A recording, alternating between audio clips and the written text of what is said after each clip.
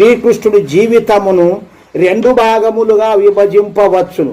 రెండవ భాగమును కంసవధకు తరువాత, అంటే కంసుడు చనిపోయినాక అక్కడి నుంచి రాశారు. ముందు భాగం అంతయు కూడా ఆయన దొంగతనాలు చేసినాడు, కోకలెత్తకపోయినాడు, ఆయన యొక్క వ్యభిచారాలు చేసినాడు, ఇట్లా రకరకాలని రాసినాడు. గురుకులం పోయి అక్కడ విద్యలు నేర్చుకునేది రాయలే ఈ కవులు.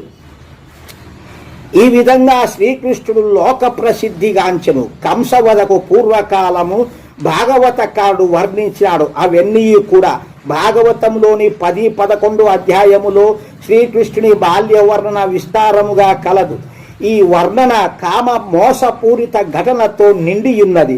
ఇందులో కృష్ణుడు పిల్లనగ్రోవి ఊదువాడు, వెన్న దొంగ, పశువుల కాపరి, అతని పిల్లనగ్రోవి స్వరమును గోపికలు విని ముగ్ధులై ఉన్నారు.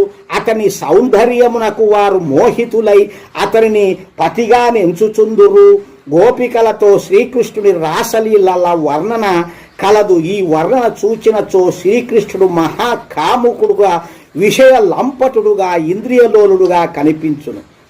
ఇంకా ఈ కొన్ని ఉన్నాయి. ఇవి చాలా నీచముగా, అశ్లీలముగా వారు రాసే నా కొడుకులు ఎట్లా రాసినారో అవన్నీ కూడా నేను ఎప్పుడు చెప్పడం తలచలేదు.